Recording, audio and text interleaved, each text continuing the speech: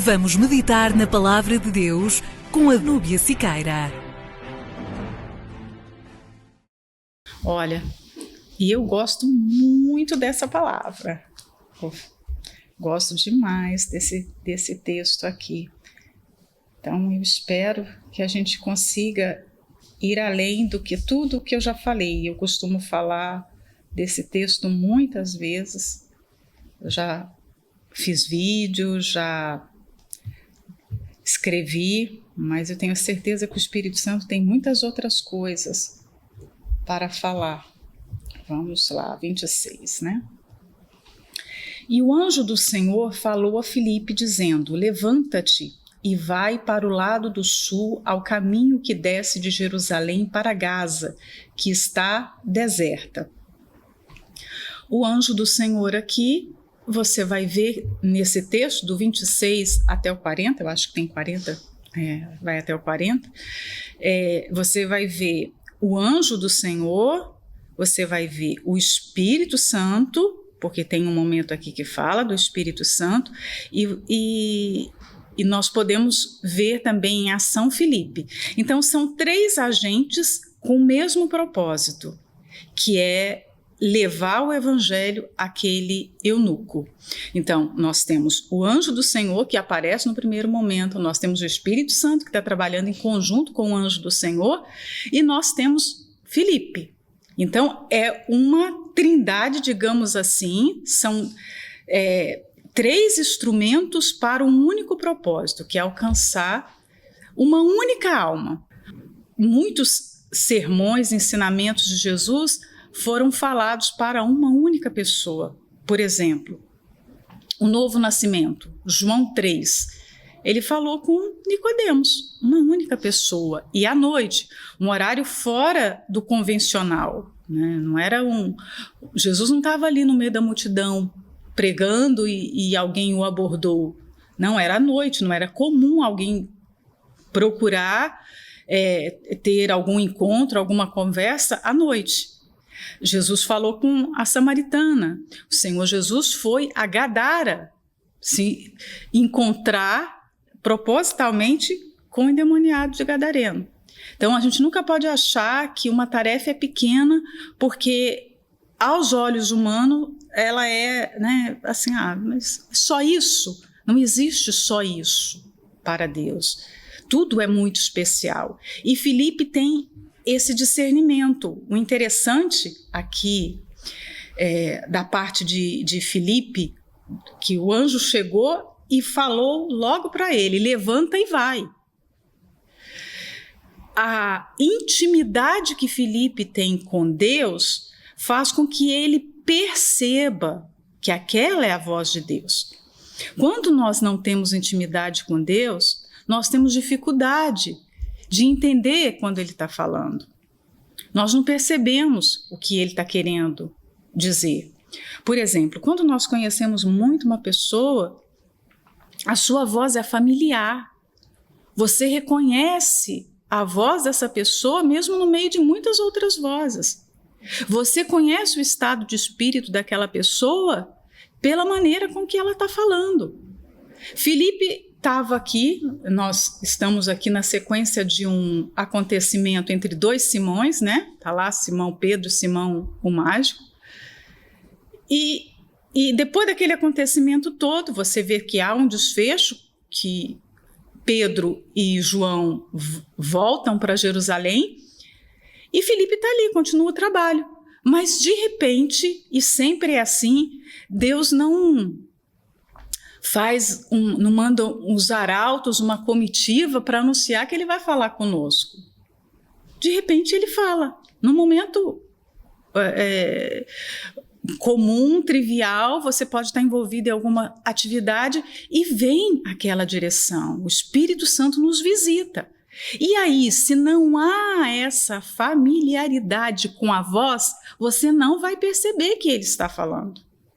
Lembra quando ele se apresentou para Maria, o anjo Gabriel, quando visitou Maria? Maria estava ali nas suas atividades comuns. E assim sucessivamente, Simeão no templo. Ele estava lá, como de costume, no templo, servindo, queimando incenso. De repente, Maria chega com Jesus, o Messias, para ele apresentar. Ele não imaginava que aquele fosse o dia mais especial da sua vida. Ele aguardava por aquele momento durante toda a sua vida, todos os seus anos de serviço no templo, ele aguardava para que aquele dia acontecesse. Ali, olha, o meu sonho é ver o Messias. E aí, num dia que ele acordou, num dia comum, ele está lá fazendo o que ele fazia de costume e, de repente, quem chega, né? Assim acontece conosco. Filipe estava ali e o anjo levanta e vai. Não tem muita explicação. Parece até estranha a forma como o anjo se apresenta, né? Hoje, se você falar com uma pessoa pelo WhatsApp ou mesmo pessoalmente, se você começar uma conversa logo, né, sem aquela formalidade, oi, como vai? Bom dia, boa tarde, sabe, aquela coisa. Você é mal educado, mas você vê o anjo aqui, tipo, ei, Filipe, levanta, vai. Porque Deus é muito prático, ele é muito direto. E aí ele dá as coordenadas, né? Vai para o lado do sul. Aonde ele estava? Nós falamos isso anteriormente. Eu até falei de propósito. Eu enfatizei aquilo porque vai vir agora essa direção. Ele está ao norte da Samaria. Samaria ficava ao centro, né? Nós temos ali Galileia ao norte de Israel, Samaria no centro de Israel e Jerusalém ao sul. Ele estava no norte da Samaria, então quase na Galileia. E aí o anjo do Senhor chega e apresenta para ele: você vai agora para o sul, né? Sentidos opostos. E não é só isso. Ele dá a direção específica. Você vai pegar o caminho para Gaza. Era uma estrada onde tinha essa cidade filisteia, essa região que estava no domínio dos filisteus, e por causa dos muitos conflitos, era uma área deserta. Era uma área que não tinha movimento, não era comum as pessoas trafegarem por ali. Se Filipe fosse por vontade própria para Jerusalém, ele não iria por esse caminho. Por isso que o anjo é específico.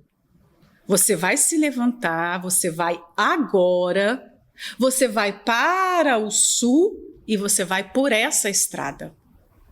Então a obediência de Filipe ali teria que ser integral. Não adiantava só levantar e ir. Ir para onde? Deus tem um lugar específico. E por qual caminho? Porque tinha uma outra estrada, um outro percurso para chegar em Jerusalém. Não, mas você vai pegar o percurso mais difícil, porque é um caminho deserto.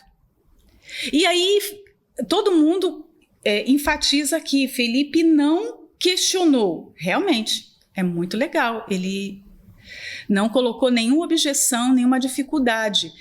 E você vê que a simplicidade para obedecer está em todo o texto aqui dessa história. Filipe não coloca dificuldade de ir para o sul. O eunuco não coloca, ele também não coloca dificuldade para correr atrás do carro, que é um exemplo. Se me coloca hoje para correr atrás de uma carroça, para mim vai ser difícil. Não sei para você, mas para mim seria uma coisa complicada. Talvez para algumas que são que têm um treinamento, que estão acostumadas a correr, tudo bem, mas para mim, além de ser algo assim, um pouco vergonhoso, né? A carroça está andando ali, os cavalos andando e você correndo atrás. Mas ele não coloca dificuldade, ele não coloca perguntas ali. E depois o eunuco também não coloca dificuldade em se batizar numa poça que está pelo caminho ali, num lago, pequeno lago, não sei. Era uma região que não era dada a ter boas fontes de água. Então, não era algo assim, que extraordinário, vou me batizar aqui num belo lugar. Não, era uma água qualquer que estava ali. Nós percebemos o quê? Quem quer obedecer não vai arrumar 1000 desculpas. A nossa mente e carnal e as nossas objeções diante de uma ordem de Deus mostra exatamente a nossa vontade em obedecer ou não. Quem realmente quer obedecer não fica racionalizando dificuldade. Ah, mas e isso? E aquilo? Mas se fosse assim, não seria melhor? E essa palavra é uma boa palavra para as mulheres, porque nós somos dadas a isso, não é? Nós temos essa tendência. Mas e se na igreja fosse assim? Seria tão melhor. E se fosse daquela outra maneira? Nós não fomos chamados para isso. Nós não fomos chamados para questionar. Se Filipe fosse pensar na ordem, ele iria, poxa, mas essa ordem está estranha. Eu vou ter que ir agora. Provavelmente não era um horário comum para se caminhar, porque Filipe devia estar sentado. O anjo mandou levantar, ou ele estava deitado, ou ele estava sentado. Ele não estava ali numa atividade no meio das pessoas e o anjo apareceu. Não, ele estava num momento que talvez não fosse o momento de caminhar. E ele poderia indagar com o anjo ou colocar uma sugestão para o anjo. Sugestão. Olha, eu vou, mas amanhã não é melhor esperar um horário mais adequado? Eu fui pesquisar aqui, esse itinerário era cerca de 100 quilômetros. Mais especificamente 96 quilômetros, mas eu não gosto de falar tudo muito especificamente porque nós estamos com uma distância de tempo muito grande, então pode oscilar isso, né? Mas imagina, você andar cerca de 100 quilômetros, seria Lisboa, Santarém, mais ou menos? Eu não sei aqui de uma cidade a outra, mas pense aí nas nossas distâncias dentro de Portugal. É um caminho que terá que ser feito a pé, debaixo de um sol causticante, que o sol do Oriente é um sol que deixa marcas na pele, que machuca mesmo. Naquela época não tinha filtro solar, não. Naquela época a coisa era difícil, era caminhada mesmo. Então ele não sugestiona, simplesmente ele obedece. E aí, agora eu queria colocar aqui uma penúltima questão. A Samaria era um lugar que estava tendo um grande avivamento, as pessoas estavam se convertendo. Vamos nos lembrar do movimento que estava sendo feito ali. Toda a região estava se convertendo, se batizando, pessoas sendo curadas, espíritos imundos manifestando e o poder de Deus sendo manifesto ali no meio das pessoas. E de repente o Espírito Santo fala: você vai para um lugar deserto. Então isso tem que ser enfatizado nesse texto, porque não parece também uma coisa coerente e inteligente. Porque se está tendo ali alguém que está conseguindo fazer um movimento bem sucedido, está tendo êxito, o normal é se pensar: vamos deixar essa pessoa aqui, deu certo. Era o que estava acontecendo lá na Samaria. E de repente vem o Espírito Santo e faz uma mudança, o vento sopra. Não, você vai sair daí, você vai para um outro lugar. Era para se questionar, né? Poxa, mas a presença dele não seria mais útil em Samaria? E veja que essa mudança aqui não foi feita nem por Pedro, nem por João. O vento soprou diretamente, assim, o céu mesmo, vou fazer essa mudança. Não tinha muito tempo que ele estava na Samaria, que eu podia falar: mas tem tão pouco tempo que eu estou aqui, será que é mesmo legal sair? É momento, é hora? Eu não estou sendo mais útil na Samaria do que serei num local deserto que nem tem gente? Não era um local próprio para abrir igreja. Uma estrada e uma estrada deserta? O que eu vou fazer nessa estrada? Né? Então, quando o Espírito Santo sopra na sua igreja, e eu aprendi isso logo no começo, que toda mudança é para melhor. Toda mudança é para melhor. Eu não posso olhar a mudança como algo que foi a vontade humana, ou foi porque alguém falou alguma coisa, ou porque teve um problema. Não, foi a vontade de Deus. Não foi o problema que causou a mudança. Não foi o comentário de alguém que causou a mudança. Foi o Espírito Santo que fez. E aí a gente se enquadra melhor na vontade de Deus. Porque quando você olha que é Deus e não o homem, além de você aceitar, você vai cumprir o que Deus quer para você naquele novo lugar. Qual é a missão do novo lugar? Então você vê isso em Filipe. Quer dizer, é para mudar? A mudança vai ser agora. E ele tinha 4 filhas e uma mulher. Né? E ele simplesmente se levantou e foi. E agora, a última coisa desse versículo que eu coloquei aqui, e é uma sequência daquilo que eu até tinha falado, e a Suzana também comentou isso, da beleza que é quando Deus encontra alguém, né? Quando Deus encontra um servo. Se alguém é servo de verdade, genuinamente, Deus vai buscar essa pessoa. Ele foi lá buscar Davi, e Davi estava distante, cuidando do pequeno rebanho do seu pai. Então, ele encontra. Não importa onde essa pessoa esteja, Deus busca e encontra. E também não importa aonde esteja a pessoa que tem sede por conhecer a Deus. O etíope estava numa estrada deserta, ninguém sabia que ele estava lá, mas ele tinha sede de conhecer a Deus. Então, quando uma pessoa tem sede por Deus, seja essa sede de crescer na graça dele, crescer no conhecimento dele, de conhecer a palavra dele, ele se revela a essa pessoa. Deus se move pela sede que nós temos. Ele se move pelo desejo que nós temos de nos aproximarmos dele. Porque esse passo de se chegar a nós é sempre dado quando há da nossa parte o desejo de ter comunhão com ele. Né?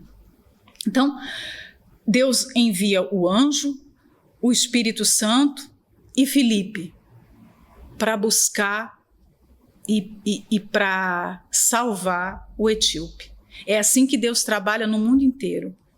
Não importa onde essa pessoa esteja, se na Síria, se no Sudão, se na Europa, na América, se é rica, se é pobre, se é culta, se é inculta, se é jovem, se é idosa. A Bíblia não diz à toa que Deus passa os olhos por toda a terra. O tempo inteiro Deus está passando os olhos sobre a terra. Por exemplo, nós estamos aqui agora reunidas com a palavra dele. É um momento muito especial. Os olhos dele estão voltados para o nosso encontro. Os olhos de Deus estão passando aqui agora no nosso meio. Então, quem tem sede, ele certamente vai entregar os seus tesouros, ele vai se mostrar, ele vai se revelar. Deus se move pela sede, por isso que Jesus disse lá em João 7, no último dia da festa, ele exclamou em alta voz: quem tem sede, venha a mim e beba. Nós temos essa sede? Nós temos esse desejo? Filipe tinha sede de obedecer e o etíope tinha sede de conhecer. Então, olha o casamento. Deus trabalha, o céu trabalha em conjunto e Deus tem uma legião de anjos ao seu dispor. Imagina isso. Ele dá ordem aos seus anjos para que a sua vontade seja feita, mas a sua vontade de acordo com essa sede. O que nos move é ainda uma sede de conhecer a Deus? O que tem nos movido? O que nos traz para essa meditação agora de manhã? o cumprimento de um dever religioso ou a sede realmente pela palavra? De uma forma profunda, é essa meditação que você se debruça no texto e fica ali tentando extrair o tesouro que está escondido. A mina, a palavra é como se fosse uma mina de diamante, que todo dia você precisa escavar. Já sabe o quê? Agora, e diante da palavra de Deus, muitas vezes nós não queremos nos demorar, nós queremos que Deus fale logo, nós queremos entender tudo e cuidar da nossa vida, dos nossos afazeres. Então, é pouco 2 vezes por semana. É algo que é necessário fazer todos os dias, mergulhar todos os dias. Então, eu termino isso aqui com como está a sua sede pela palavra de Deus, a sua fome por Deus, porque Ele se revela mediante a sede, a fome que nós temos dele. O 27 fala, é muito interessante a forma como Lucas escreve, né? Se o anjo fala, levanta e vai, o 27 fala, levantou e foi. Olha que simples, é simples, né? E eis que um homem etíope, eunuco, mordomo-mor de Candace, rainha dos etíopes, o qual era superintendente de todos os seus tesouros e tinha ido a Jerusalém para adoração, ainda continua na vírgula, regressava e assentado no seu carro lia o profeta Isaías. Uau! Olha essa frase, gente. Então, era um homem, esse homem era etíope, então da região da Etiópia. Etiópia naquela época não era exatamente a região da Etiópia de hoje. Você vai pegar o mapa da África, não era exatamente naquela região. É mais aproximada da região que está ali hoje o Sudão.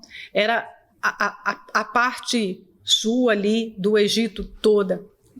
Antigamente essa região toda chamava Núbia, o meu nome, né? Você já deve ter visto nos 10 Mandamentos muito falar dessa região. Então fala que era um homem, ele era etíope, ele era eunuco, ou seja, aqui nós temos... a Bíblia informa 3 tipos de eunuco, vocês já sabem, né? Um era que o eunuco feito, castrado, que era emasculado, para trabalhar nos haréns, para trabalhar com os reis. Eles passavam por um tipo de mutilação para se tornar eunuco. Tinha aqueles que nasciam com defeito físico e tinha aqueles que se faziam eunucos por algum propósito, e Jesus fala desses aqui, né? Então nós temos 3 tipos. Provavelmente esse aqui era o mais comum da época, que era o eunuco que era castrado, que passava por algum tipo de processo violento para se tornar eunuco. Muitas vezes isso não era por vontade própria, né? Na maioria das vezes eu acredito que não era por vontade própria. E aí nós temos a seguinte informação, ele era mordomo-mor de Candace, ou seja, aqui qual era a função dele? Ele era um mordomo superior. Candace aqui não é o nome da rainha, é o nome de uma dinastia, é um título, como se fosse um faraó de Candace, o faraó dessa região, né? E era uma mulher. E por que? Aqui fala, né, que ela era a rainha dos etíopes. E por que ele é colocado nessa posição bem alta, né, de um mordomo diferenciado? Porque nessa dinastia aqui de rainhas, de governantes, eles tinham esses homens como deuses com letra minúscula. Então, esses deuses eles governavam, mas eles não gastavam o seu tempo em questões administrativas.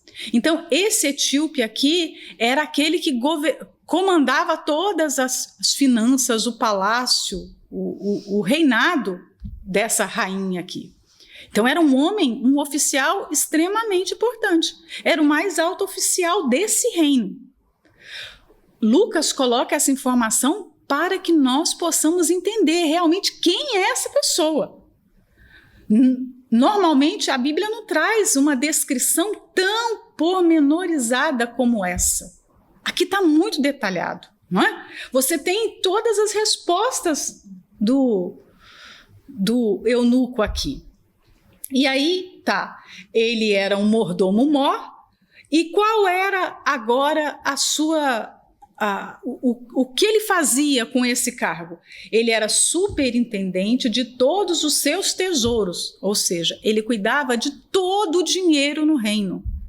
Que legal, né?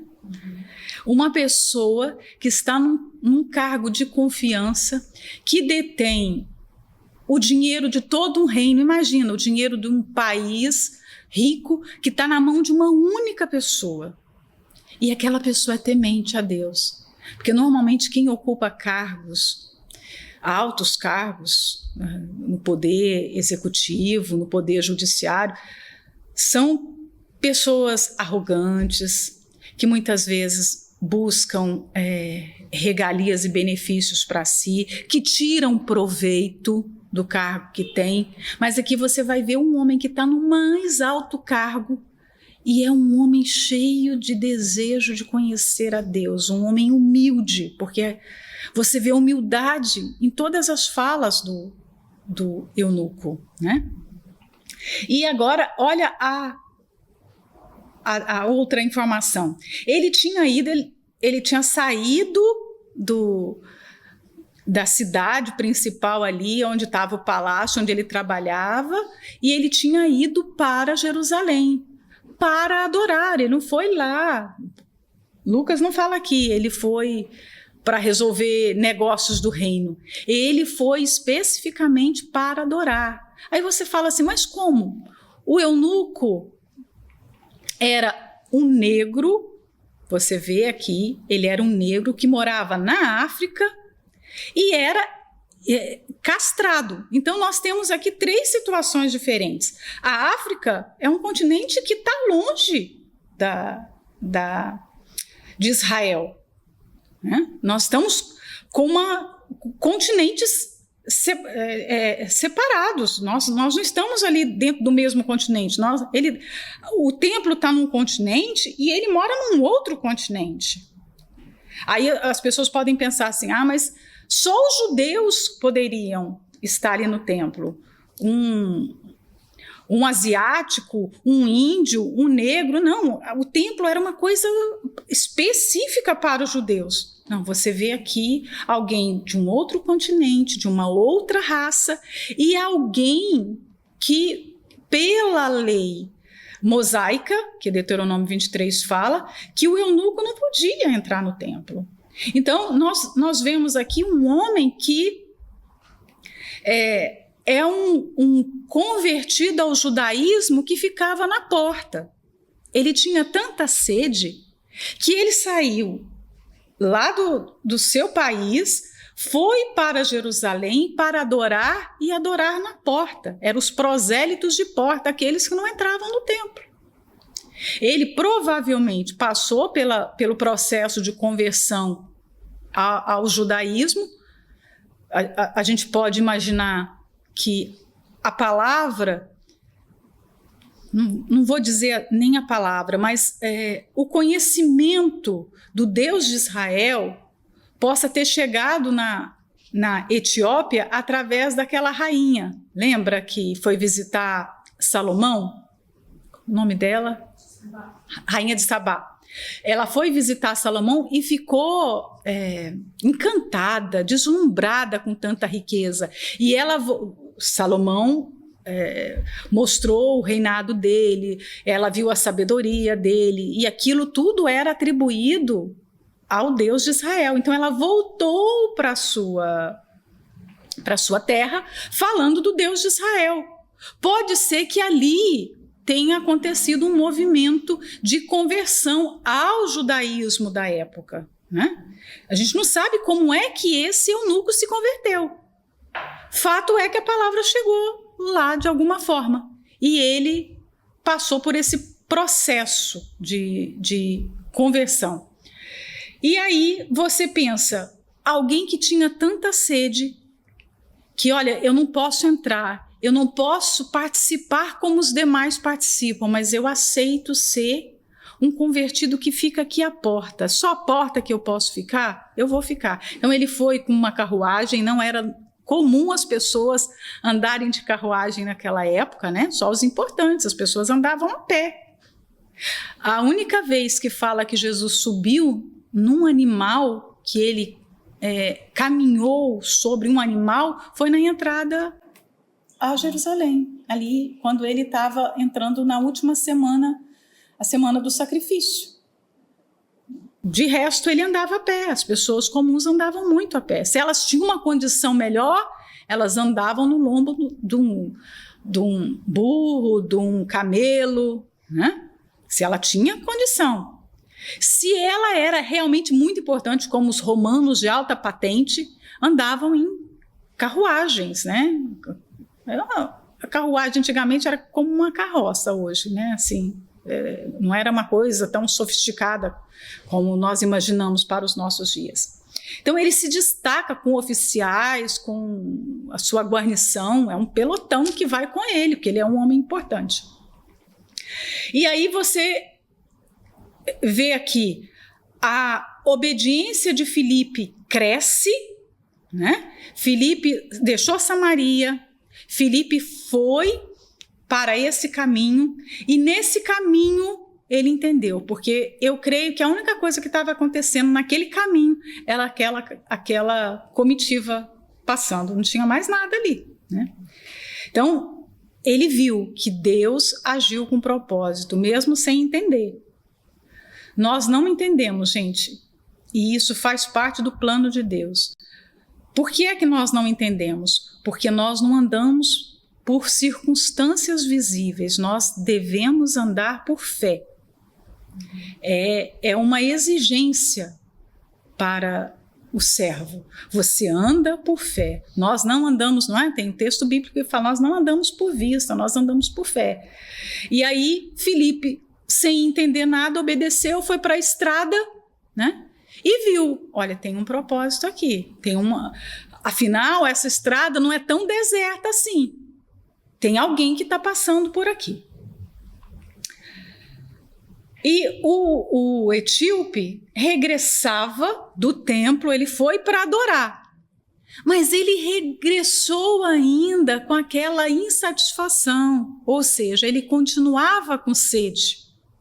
Ele regressou com os rolos da lei, especialmente, eu não sei se ele tinha ali a Torá, os livros da lei, se ele tinha os proféticos, ou se ele tinha somente o rolo do livro de Isaías, né?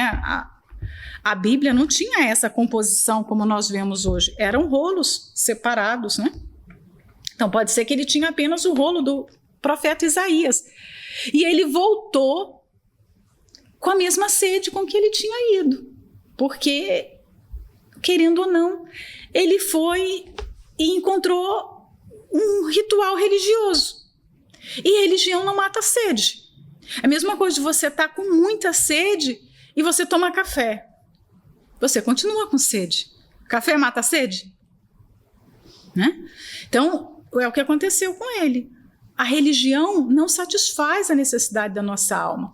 Então, ele voltou ali, ele regressava assentado no seu carro, quer dizer, ele não estava no comando do carro, né? Porque se eu estou lendo, eu não estou conduzindo. Então, ele tinha uma equipe que estava fazendo todo o serviço, né? E ele estava lendo o profeta Isaías. Aqui você vai ver o início de uma evangelização de um continente, porque através desse etíope, um continente vai receber a palavra de Deus. Então nós não entendemos o agir de Deus, mas sempre é grande, sempre é especial. Filipe vai falar com alguém que vai levar, que vai ser a primeira pessoa, segundo os relatos históricos, essa foi a primeira vez que o evangelho chegou no continente africano. Imagina isso. E a igreja nessa região, nós estamos falando de um tempo de Novo Testamento, a igreja nessa região até algum tempo atrás, ainda se alegrava em dizer que tinha nascido com o eunuco, que tinha como o pai na fé Filipe, porque Filipe se dispôs a ir para uma estrada deserta para ganhar um único homem. Então, nós vemos uma única pessoa e Deus vê uma igreja inteira numa pessoa. Então, a igreja que nasceu num continente começou com uma sementinha. Então, nós temos que nos esforçar e buscar com entendimento, enxergar com os olhos de Deus. Porque por detrás de coisas aparentemente pequenas estão coisas extraordinárias. Se nós olharmos com os nossos olhos físicos, nós vamos ver apenas uma pessoa. Mas aos olhos de Deus é um continente inteiro. Um homem que voltava com sede. E é interessante, né, que Deus poderia ter mandado Filipe quando ele estava vindo para o templo. Mas não, Deus manda quando ele está voltando. Quando ele está tipo, poxa, não foi como deveria ser. Será que é só isso? Será que a fé é só isso? Né? A sede dele devia ser muito grande. Porque quando nós voltamos de um culto, não é normal, por exemplo, nós ficamos na igreja, nós estivemos no culto 2 horas. Normalmente a pessoa não volta lendo a Bíblia, né? Ela ficou ali 2 horas, agora ela vai fazer outras coisas. Ele poderia pegar do jeito que ele tinha pergaminhos da lei, dos profetas, lá pergaminhos de textos sagrados, ele poderia ter serviço para fazer. Bom, agora eu vou voltar dormindo, estou cansado. Não. Ele não estava passando tempo lendo a Bíblia. Tem gente que lê, eu preciso passar meu tempo, deixa eu ler um livro, deixa eu assistir alguma coisa. Ele não estava passando tempo. Aquilo era algo que a alma dele desejava. E, por último, para falar desse etíope, ele era um oficial, um alto oficial, ele era uma pessoa muito importante, mas uma pessoa que tinha sede de Deus. Nós temos que largar os nossos preconceitos a respeito das pessoas. Nós normalmente fazemos um pré-julgamento a respeito de quem vai aceitar ou não a fé. Quando nós estamos numa praça para evangelizar, por exemplo, quando nós olhamos, isso acontece, já aconteceu comigo. Já aconteceu comigo, deve ter acontecido com você. A gente está ali, nós fomos para evangelizar.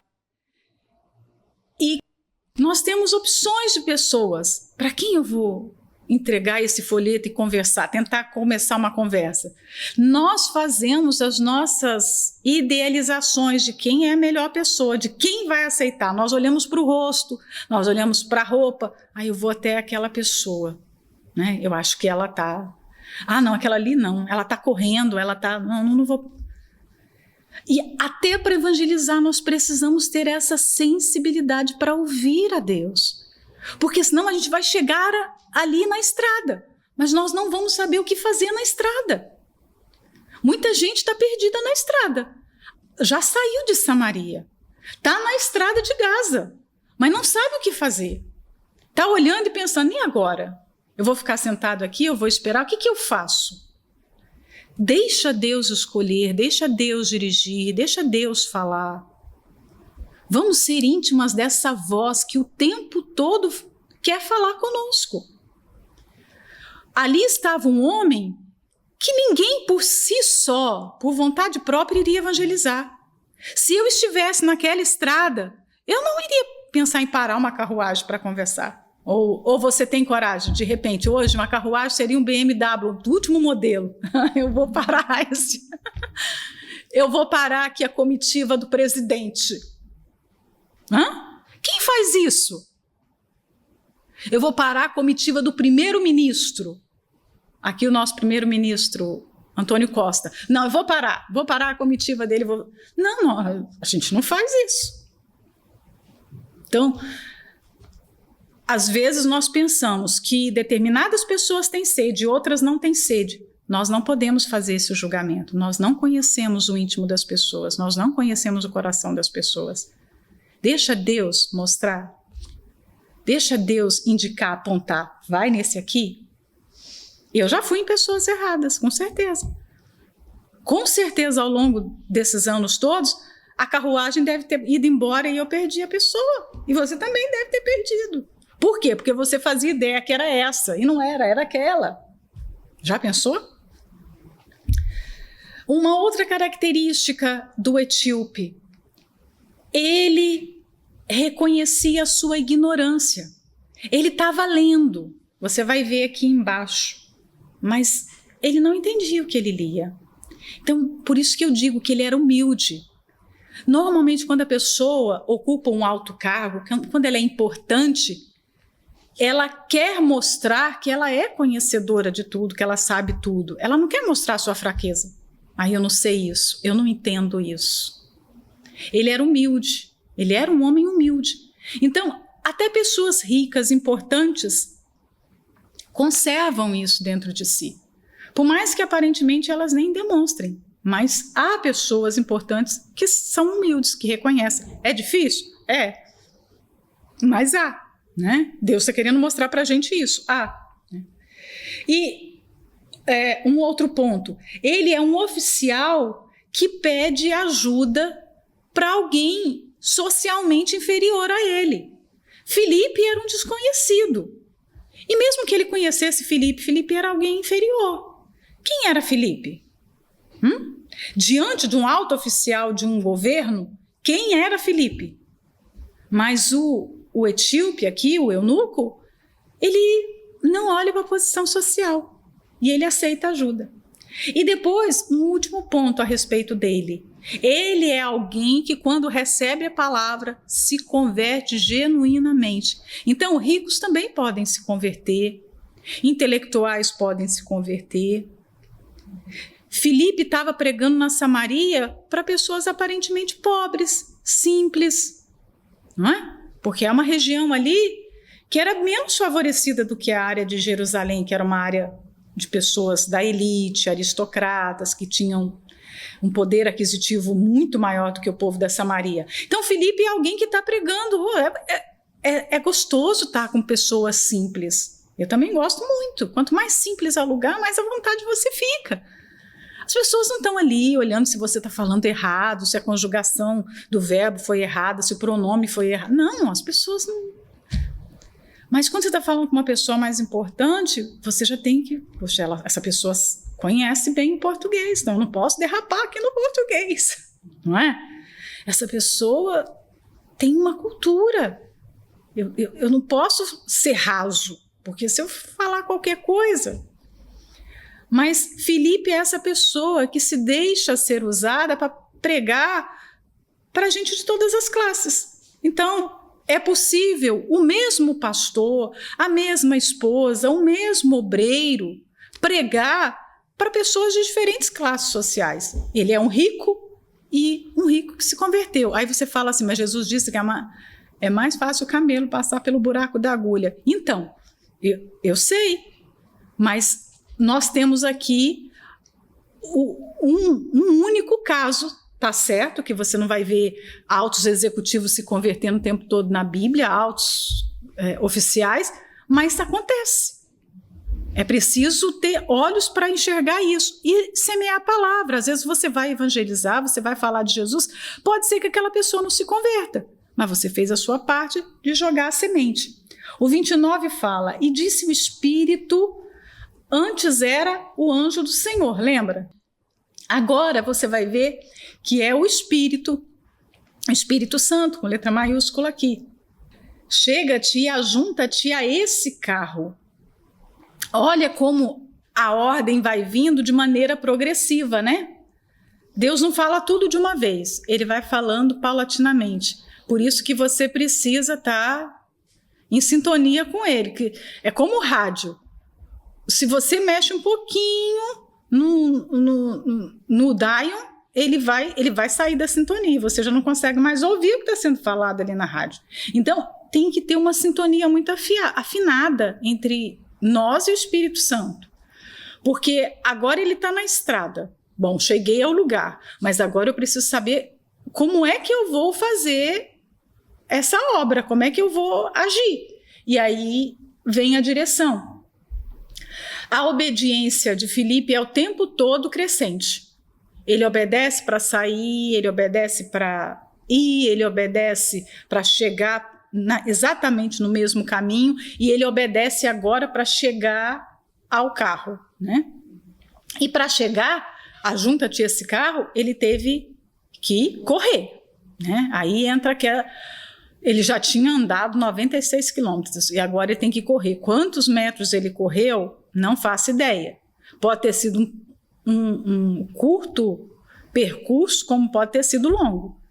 Mas, verdade seja dita, ele correu. E correr, imagina, é algo vergonhoso, né?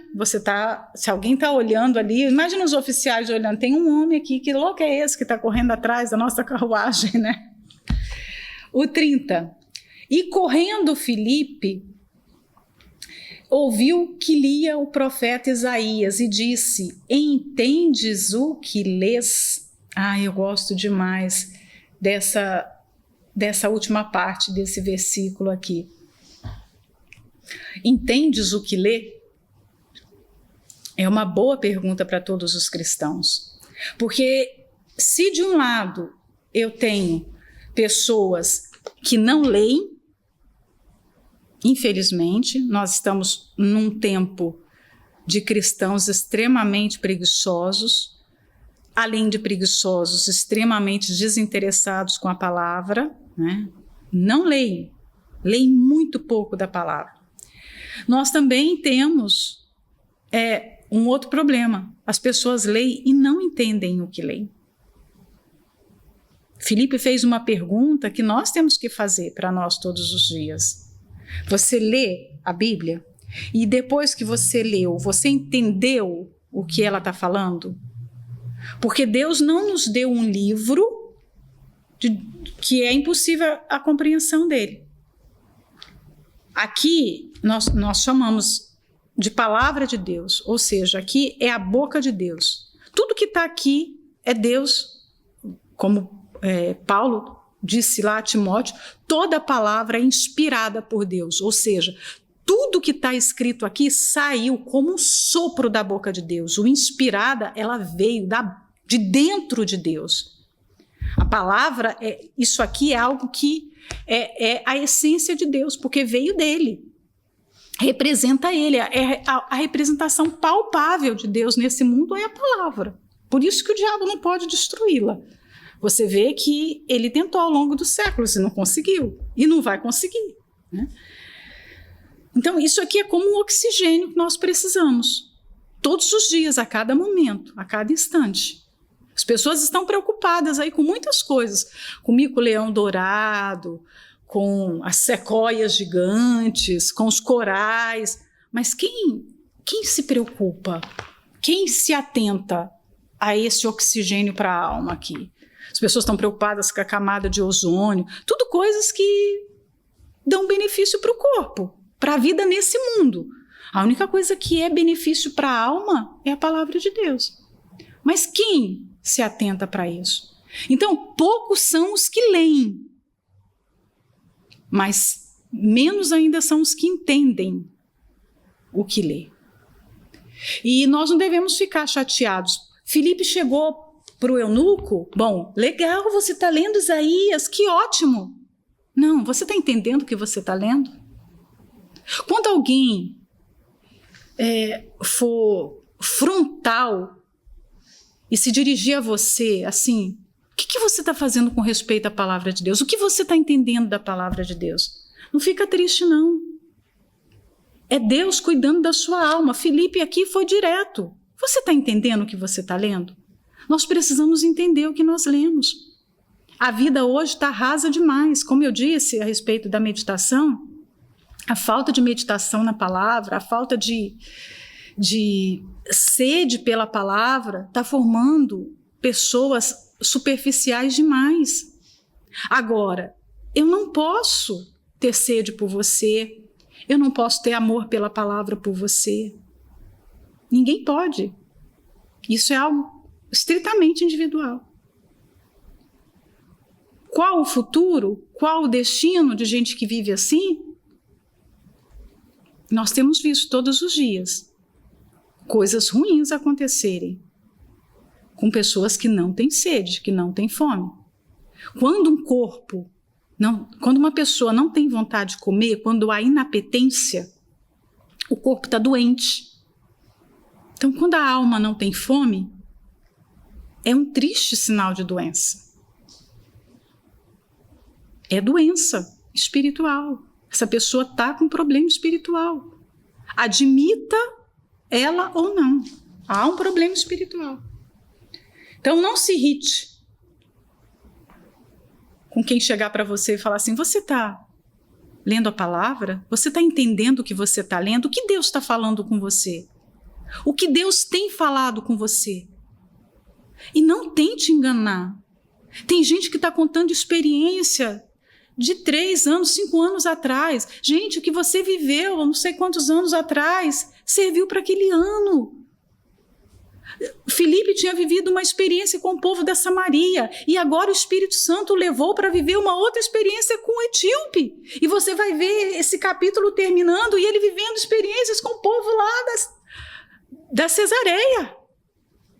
É assim, Deus é Deus de novidade, Ele faz coisas novas todos os dias. Tem gente que quer entregar um pão velho para a gente, quer enganar que é pão novo. O pão está duro. O que ela está contando é uma experiência, é um pão velho que está com bolô já. E ela quer contar aquilo como se fosse... Quer enganar quem, gente? Vamos parar com o auto-engano. Vamos parar com os truques. Porque nós é que somos prejudicados. Nós estamos nos matando espiritualmente. Né? E eu vou parar. Tchau.